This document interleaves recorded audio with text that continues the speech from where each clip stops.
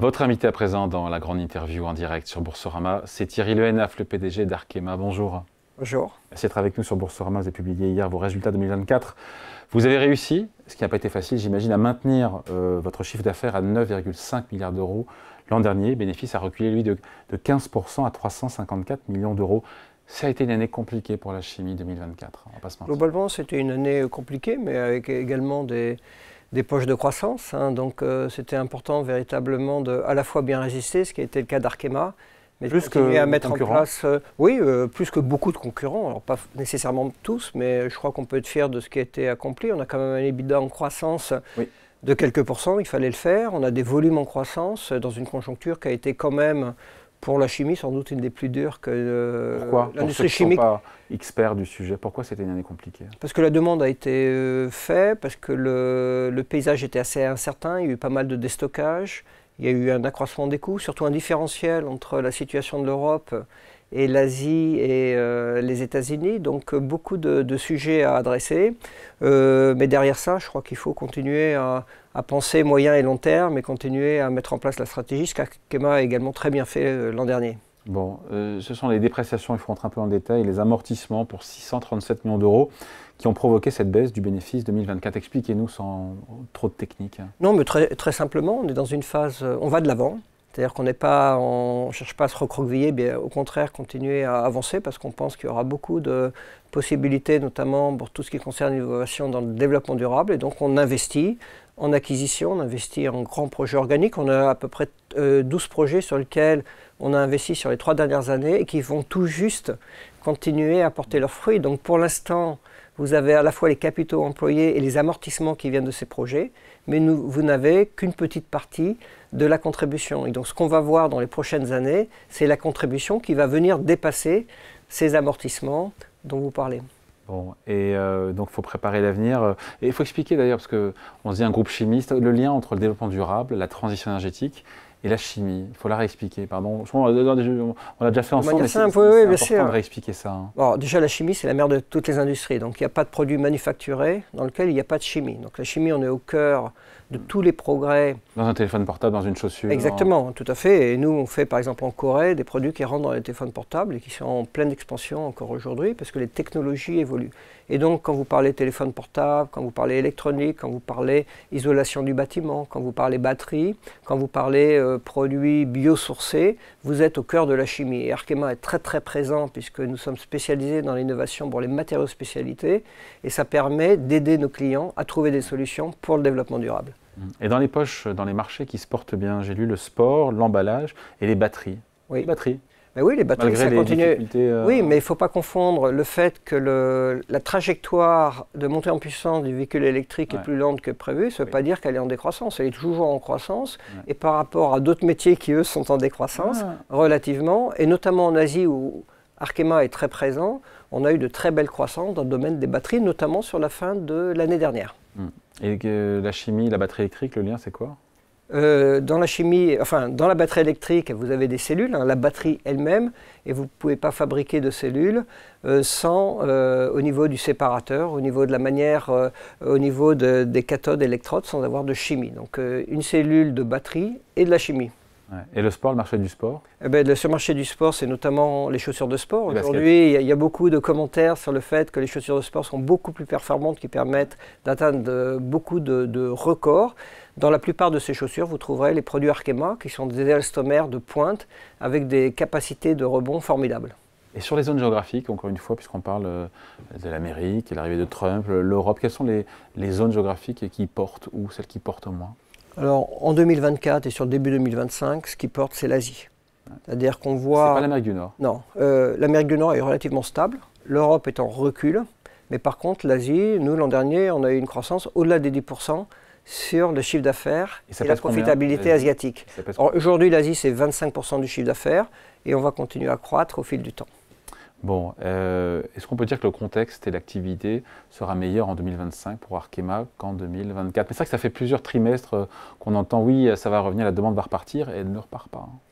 Oui, alors c'est sans doute le moment où plus personne ne va repartir que ça devrait repartir, donc il faut se dire ça. Pour l'instant, le début de l'année est quand même très volatile, notamment tant que les histoires de taxes sont pas clairement, ne soient pas clarifiées, mais je dirais qu'on devrait avoir un début d'année plutôt un peu lent, mais on voit une montée en puissance à Arkema pour 2 niveaux. D'abord parce que je pense quand même qu'il y aura du restockage et une certaine croissance au cours de l'année. Le déstockage ne peut pas se poursuivre à l'infini. Non, tout à fait. Et puis à un moment donné, il faut restocker. Donc on pense qu'il y aura une amélioration en cours d'année. On verra avec quelle amplitude. Et puis également, au niveau d'Arkema, on en a parlé avant à travers les amortissements, mais en tout cas, on a toute une série de projets qui viennent d'être finalisés, qu'on a pleinement financés et qui vont permettre à Arkema d'accélérer sa croissance. Donc on aura les doubles effets externes et internes. Ouais, accélérer la croissance et aussi il y a cet objectif d'augmentation de la rentabilité d'ici 2028. Aujourd'hui, votre marge d'EBITDA, je parle sous votre contrôle, c'est 16%. 16%, oui. Et l'objectif, c'est 18%. Comment vous comptez vous y prendre concrètement d'ici 3 ans pour augmenter de 2 points? Alors il y a 2 aspects. Déjà, les volumes vont quand même augmenter. Donc il y a un levier opérationnel qui est classique. Donc ça, c'est peut-être la moitié, on va dire. Et l'autre moitié, ça vient de la mise en place de tous ces projets à très forte valeur ajoutée. Sur lequel on est vraiment très très spécialisé sur des niches à forte innovation et donc il y a un aspect pricing qui est très important et qui permet d'être relatif sur la marge de l'ensemble du groupe. Surtout la partie transition énergétique, ça pèse combien et c'est bien margé? Alors aujourd'hui, ça pèse peut-être en termes de chiffre d'affaires, peut-être 15% de l'ensemble du chiffre d'affaires du groupe, mais par contre... Sa vocation, elle est à combien? Sa vocation, en fait, là où le groupe croît à peu près 3% par an, on va dire en moyenne, on était un petit peu en dessous l'an dernier, j'espère qu'on sera au moins à ce niveau-là cette année. Ces plateformes-là sont avec des croissances de l'ordre de 10 à 12%. Et donc, ça veut dire que le 15% doit devenir à terme à définir, aux alentours de 25% du groupe. Mais il faut savoir que... Même si l'Amérique du Nord fait marche arrière avec Trump sur l'environnement, sur...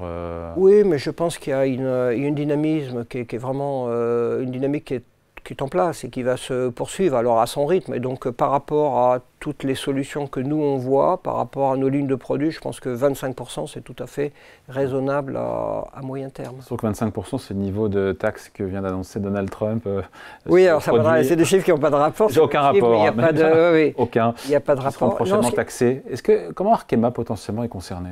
Alors, nous, on sert la région pour l'essentiel. Donc, je dirais qu'au niveau des taxes, on devrait être peu concerné. Maintenant, il y aura sans doute des ajustements à faire, des ajustements de prix ou des évolutions de notre organisation logistique. Mais le point important, c'est que pour l'instant, il y a de l'incertitude. Donc, il y a de l'attentisme de la part de nos clients. Et donc, pour beaucoup de chimistes, je dirais des volumes qui sont sur ce début d'année, un petit peu en dessous de ce qu'on aurait pu espérer. Donc, il est temps que tout ça se clarifie et qu'on puisse vraiment aller de l'avant. Mais ça joue plus sur la demande. Je regardais le titre, 5% de rendement sur le titre Arkema au cours actuel. C'est bien. C'est plutôt pas mal, évidemment. Vous allez continuer à servir du rendement cette année, l'année prochaine aux actionnaires. Quelle visibilité vous pouvez offrir?